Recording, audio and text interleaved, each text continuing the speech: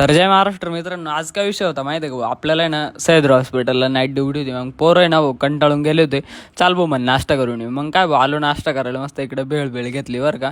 मग इकडं भेळ खाऊ राहिले बरं का फुल. मग तिथून निघालो हॉस्पिटलला निघालो. आणि पोरं काय चालत नाही, डायरेक्ट लिफ्टने खालीवर जीवनचं पण इकडं वेगळंच चालू राहतं काय तर नाही का.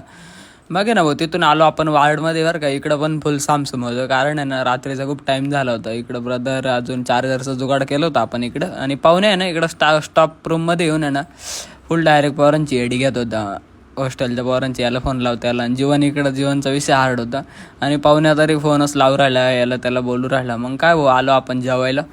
जेवण वगैरे केलं बरं का मस्त. इकडं एकच टिफिन होता पण आम्ही 3 जण होतो. मग सख्या बी आला इकडं, नंतर राधेश्याम फुल सामसूम इकडं कॅन्टीन नाही का. तिथून आम्ही आलो वरती. भाऊ पाहुणे काय म्हणे मी नाही शिकून घेतो म्हणे. अरे म्हटलं शिकू नको बरं का भाऊ, ते तुला परत तेच काम लावते हॉस्पिटलचं सोडून.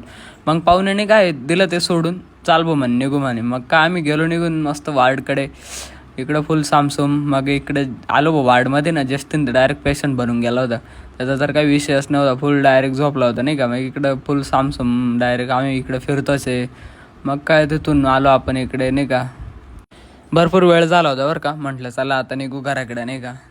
मग काय इकडं मॉर्निंगचा व्ह्यू पण एक नंबर आहे. इकडं पार्किंग फुल मोठी आहे बरं का इकडं. मग काय निघालो घरी.